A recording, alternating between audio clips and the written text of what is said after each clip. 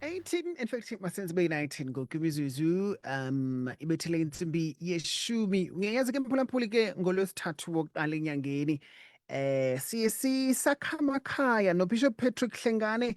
Namhlanje ke akho nto itshintshileyo ke namhlanje sakhangela ke omnye ke umba ke onakusincedisa into yobana ke sibe sizawulungisa imitshato ibe yindlela efanelekileyo. Abantu abanintsi ke mphula kuyafumaniseka into yobana ke bangena emitshatweni bephethe ke amanxeba angapholanga asuka ebuntwaneni. Ezo ntlungu ke zinokuchaphazela indlela abantu abathi babe bathetha ngayo, bazivakalisa ngayo, indlela fike omnye umntu enengxaki ye-trust issues, fike ene-insecurities ezininzi apha emtshatweni.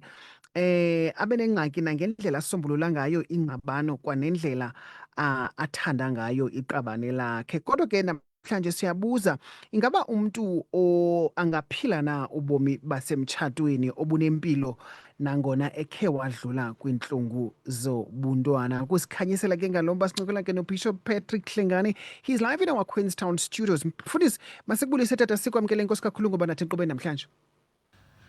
Siyabonga kakhulu Chuma nabaphulaphuli, masibulise nakobo busika. Hope niyaphila njalo. Thank you. Siyaphila Bishop, kakuhle kakhulu. Akho kukhala, akuncedi ukukhala. Bishop, xa siqala le ncoko yethu ndifuna ke siqale sikrobise umphulaphuli nje ngokuba ngoba namhlanje sizama ujonga i-childhood trauma nendlela ethi ibe ichaphazela ngaye umntu xa sele emdala sesemtshatweni.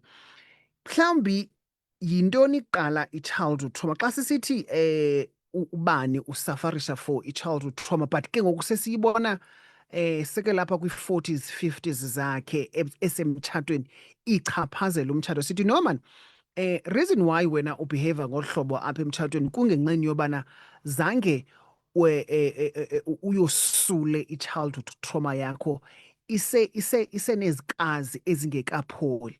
What is that?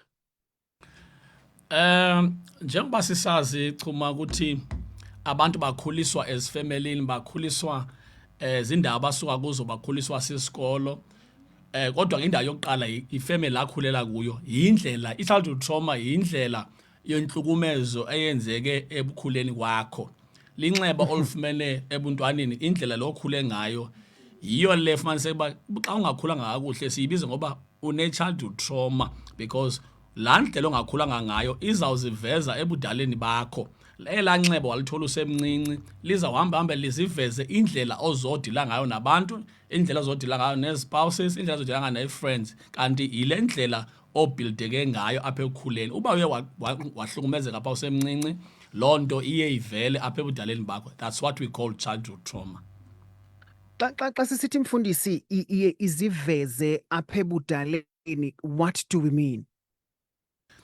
Sizama ukuthi indlela le olimele ngayo phaya iyayi-alterisha indlela oreacta ngayo towards abanye abantu.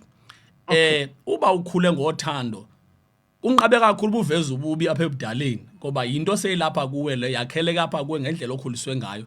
Uba ukhuliswe ngumuntu ohlukumezayo, kudla ngoba noba ungakufuna ukuhlukumeza wena apha ebudaleni, wenze laa ndlela owayirishwe ngayo, you are altered usakhula.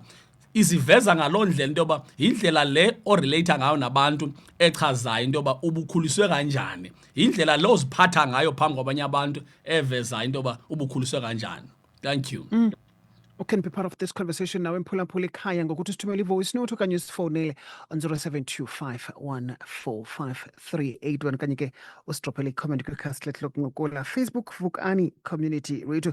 Namhlanje ke sincokola ke noBishop Patrick Hlengane, sizama ke ukujonga into yobana ke ingaba umntu angakwazi na ukuphila ubomi basemtshatweni xa enalaa nto siyibiza ngobana ke yi-childhood trauma. Mfundisi,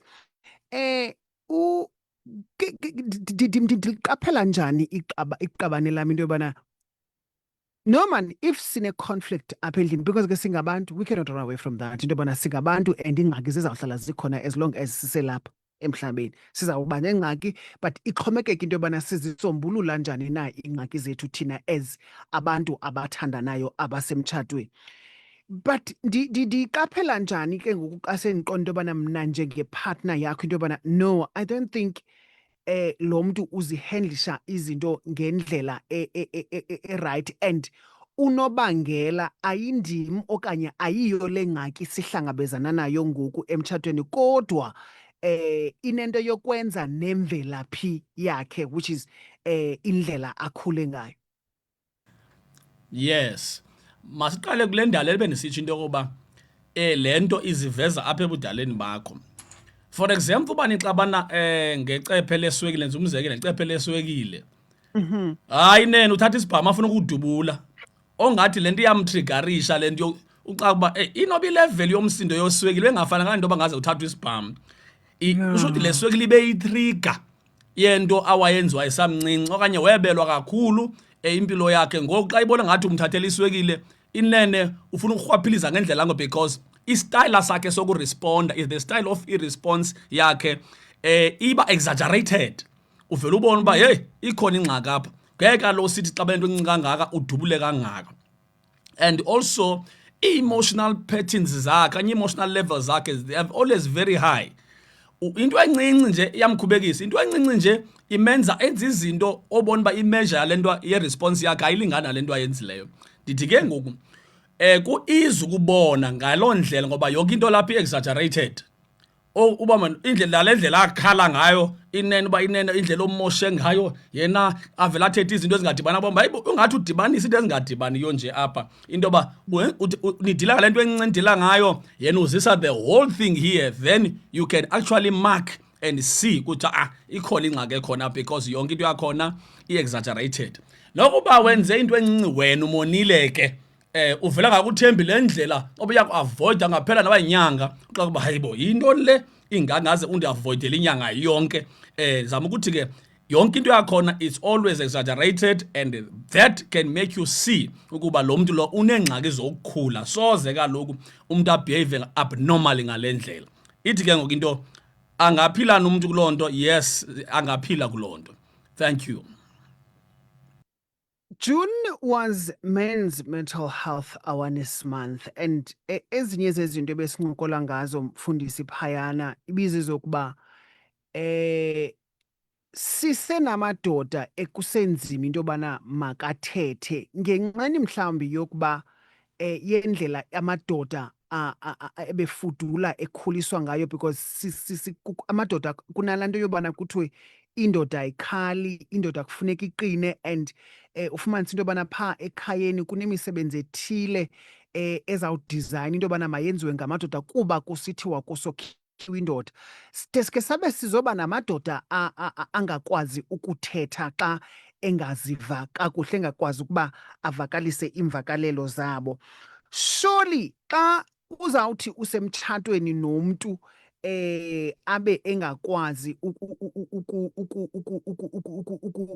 ukudilishana okanye ukuhandlisha i-conflict yenu as abantu abasemtshatweni, ingxaki ikhona.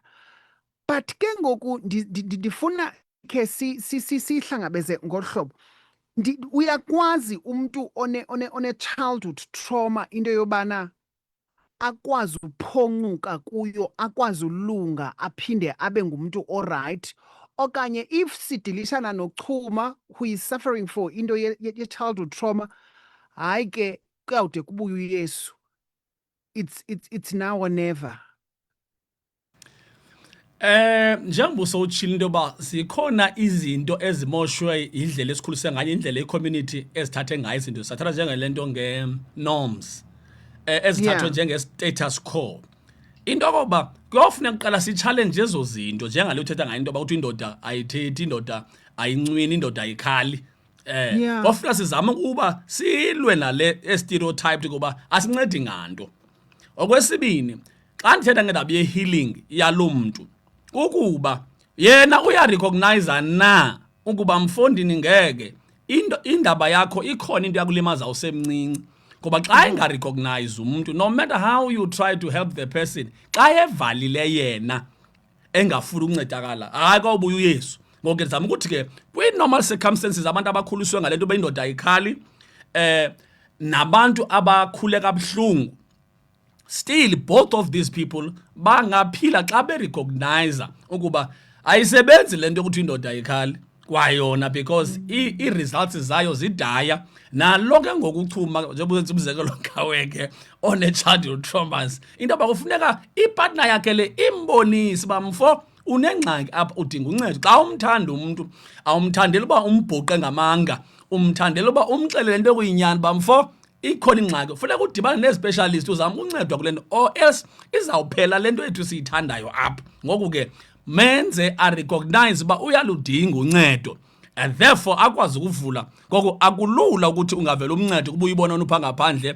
wena, let me say mna ndisi-specialist ndilonceda lo mntu kodwa yena engafuni ukuyibona uba unayo ingxaki, because we always say the minute you diagnose intsusa yengxaki you have 80% you have healed the problem. Udiagnosa nje ngokudiagnosa ungamnika i-medication, ngokudiagnosa nje uba nantsi i-problem yintoni intsusa yale nto, 80% of the problem is already solved. Kodwa ke xa igeza lingazibona uba liyageza uyawuthini libona wena ungaphilanga wena. Ngoko there's a problem. Try by all means to create an environment where the person can recognize uyaludinga uncedo, therefore there will be a way. Thank you. Akekho mfundisi umuntu othi xa engena emtshatweni abe prepared for ubana lo mtshato ungaphela nanini na. And kuye kuthiwe mos ebumandini nasebubini ndizawuhlala nawe. Nabu ke ngoku ububi ubufumanisile into yobana apha udilishana nomntu odilishana ne-childhood trauma yakhe. And in most cases mfundisi xa udilishana nabantu abanjeyana uyifumanisa into yobana nguwe wedwa umntu ophokoza kwikhaphu yakhe, yena akaphokozi kweyakhe ikhaphu. Ufilishe drained ke ngoku as elinye liqabane kwi-cases ezinjalo. Ndifuna ke ngoku sikhe size kweli iqabane ke ngoku lidilishana usemtshatweni nalo mntu udilishana ne-childhood trauma yakhe, and so we-identifyile ke ngoku i-problem in this case. Uyayazi into yobana apha I'm dealing with someone who is dealing with i-childhood trauma yakhe, so usoloko yena ebumbe amanqindi qhoqhoqho apha ngoku uba ngaba ngoku ndigile icephe lakhe apha endlini seke ready for ubana makandigibisele inqindi. Ulungelana njani nemeko? Because mfundisi, there is very much important ubana ukwazi ukulungelana nemeko xa usesimeni. Ulungelana njani nemeko xa ukwi-situation enjeyana into yobana uhlala uyazi into yobana if ndike ke mntana sekhaya ndamgila angandikhaba ndiyowela ngapha kwefestile. Uzilungisa njani and ulungisa njani umphefumlo wakho, uyilungisa njani inhliziyo yakho, uzama njani ukulungisa umphefumlo wakho? Because in this case nguwe umuntu ekufuneka into yobana abe ngu-bigger person, but how do you navigate life around that ungafilishi drained at the same time? Okay, we always say xa uqhwalela udinga ii-crutches. Exactly. Awuzupretenda njengomntu ongaqhwaleliyo, meaning which uba unayo indlela yokuthola amandla okumela nalo mntu wakho omazi uba unamakhwiniba, thola ezo crushes. Kubacebisa uba uhlalwa kanjani naba bantu. Baninzi abantu angawucebisa abazi-specialist kwi-different spheres. Maybe lo mntu wabhujelwa ngabazali bakhe, ngoku ukwenza umzali wakhe wena njengoba uqabane lakho ngumzali, okanye uyikhuphela kuwe yonke ingqumbo abena ngokuswelekelwa. There are specialists for that. Ogqirha bangacebisa okay, how do you deal with indaba ye-grief? Kodwa eyesibini level kukuba xa ubona uba uyaphela noba ungaza nalo mkhoba uyawephula ngoba uthi ugila nje elo cephe umisa amanqindi. Ibalulekile kwi-relationship into yokuba kukhona into esibiza ngoba yi-holy selfishness. Into yoba xa soyibona into uyinyikinyile wenza wonke amatiletile obongayinceda bonakala uba ayincedakali. Kunokuba ubhubhele phakathi chuma, awuke uthi shelele umyeke umuntu wakho noba umthanda kuba uyakubulala. Abantu abaninzi babulawelwe hayi ndiyamthanda nje, kodwa indlela akugebhule ngayo apha ebusweni ngezembe usaqhubeka. Siba ngakhuza uyenze yonke into yoba uye kubacebisi ba mabakuncede ngale nto, uphula kwaloo mikhoba. That protection oyisebenzisayo to deal with lo muntu omthandayo kuba unesi sifo angafuni ukusinyanga yena. Xa ephula i-protection yakho chuma zicingele kaloku nguwe wethu unempilo enye. unempilo enye nayo kuba mntakwethu xa ungayi wena kwagqirha ufuna kuye mna ndiyele wena kwagqirha amapilisi wakho makaphuzwe ndim mntana enkosi nami impilo yami ibalekile ndicela uba sike sithi nje sehlukane maybe iza kuvusa engqondweni lento uba ke sehlukane ukuze ibheke nawe nami ke ndiyozilolonga ngaba indlebe zami ziyaphela nguwe ngoba amanqindi wakho ahlele shushu and ndibangacebisa uba yiya nawe kufuneka kulungiselele mna abasona sigulane ndiyima apha ekhaya kuba mna ndizama ngendlela ukuba lento ethi mayisebenze kodwa umuntu onesifo ikwanguwe and you don't want to go to the doctor and treat isifo sakho cela uba ke wenza kuthiwa yi-separation ukuze nihlukane umbone uba uzoyibona nale nto yoba ubaluleka nganani empilweni yakhe but after separation hayi lilusiya chuma umka ngoba liza kubulala igezeli elingafuni phofu ukuphiliswa. Thank you. Ndiyakuva kakuhle mfundisi and ndiyathemba into yobana nomphulaphula ekhaya ukumamela kakuhle. Ndifuna sikhe sibuyele umva kancinci sibuyele kulaa ndaba yobana xa umlenze uqhwalela kuye kufuneka into yobana ube nee-crushes ukuncedisana nobana singapheli siba nalo umlenze ufayo. Kukho into ye-emotional connection mfundisi xa abantu bekubudlelwane nendaba ye-intimacy. Abanye abantu ke bazawuthi ke ii-crushes ke inintsi indlela yokubana ufuna ii-crushes because we cannot run away with the mere fact that umntu one-childhood trauma uba nee-moods mfundisi. Uzawuthi wena umdinga umntu wakho emotionally angabikho available. Ufuna ukubana makutyhilwe iBhayibhile ekamereni kuqhutywe inkonzo njengabantu abangamaqabane ufumanise into yobana ana eyakhe iBhayibhile uyivalile. That is why sizawufumanisa in most cases into yobana ngoku abantu baphela beyozikhangela ezi zinto ngaphandle.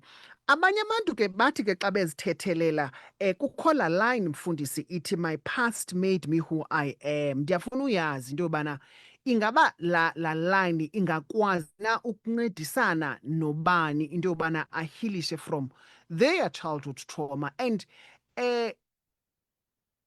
le ndaba yee-crushes yobana kufuneka ndikhangele ii-crushes zokundincedisa sizinqanda njani ezaa ngcinga zingekho rayithi zobana ngoku kuzawuba khona omnye apha endlini ozawuthi ngoku uyofuna i-emotional connection ngaphandle emtshatweni, intimacy ngaphandle emtshatweni, itsho ke ngoku ibe nomthelela omnye owongezayo ngaphezu kwale program. How to make sure into yobana ayide ifikelele kwelo nqanaba? Chuma, we always say kill the snake before it becomes a dragon. Sizama ukuthi xa le ngcinga encinci qala uyiva ngoba ke ezi situations ziyacreate ingcinga engendawo yokuba futhi ke ujustified kokuba uba uthi ufuna iconnection nalo muntu lo muntu uyasokolisa apha and then nifuna utyhila le Bhayibhile le uthetha ngayo ityhilwayo lo mntu oyivalile yakhe uyitshixile akafuni ukuyityhila iBhayibhile.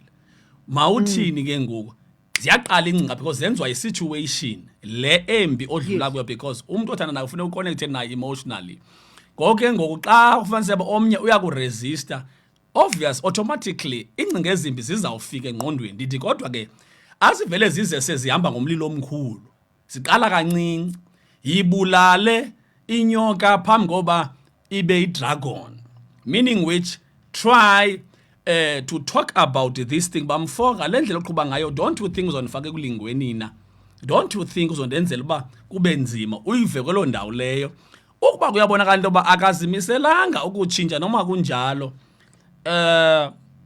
ndithi ke mna ke baleka Joseph ushiye ijazi lakho ngoba uzosha kule ndawo kuya ngoba ke into ezokwenzeka yile if uyayinyamezela situation awuyidili nayo iyakhula inyoka le yengcinga yokuba andikwazi kaloku uhlala nomuntu apha ndingaconnect naye. Ngoko ke yibulalisa qala by talking about it bamfo noba uzuthi kuye sendiqala uba nengcinga ezimbi ithi awuboni uyandilingana ngale ndlela, awucingi uba le ndlela oqhuba ngayo iza kwenza ndigcine sendicinga into ezimbi. Wena uyeva ingcinga seyithi zwi kancinci uba hey ingathi inyanga zintathu apha inyanga ziyi-6 akho nto iqhubekayo apha.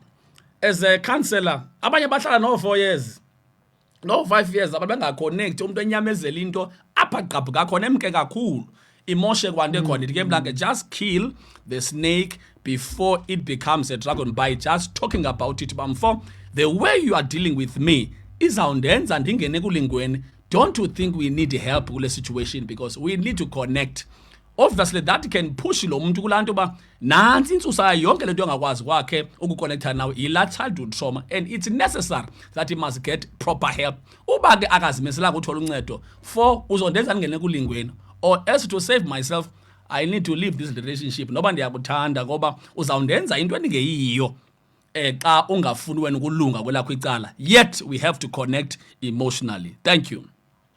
Nkosi kakhulu mfundisi, what two things I've learned from this conversation into yobana in fact before I tap into that, it goes back to enye i-conversation esasike sabana into yobana akho nto ibaluleke ngathi yi-communication emtshantweni. If niyahlala phansi nithethe ngezinto yinto, then konke kuzawuhamba kakuhle.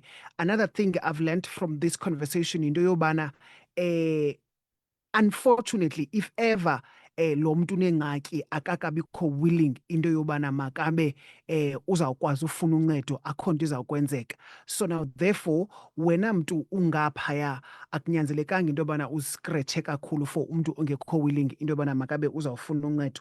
And another thing that I've learned and hope umphulaphula ifundile naye kukubana bulala inyoka ingekakonzakalisi kakhulu. Enkosi kakhulu mfundisi, siyabulela ngale nqoko ube nemini manje namhlanje. Thank you so much Thubani nabaphulaphula. Enkosi, it's always a pleasure to be with you apha kulo lamazomoya, and I hope abantu bayafunda kancinci kancinci. Thank you so much.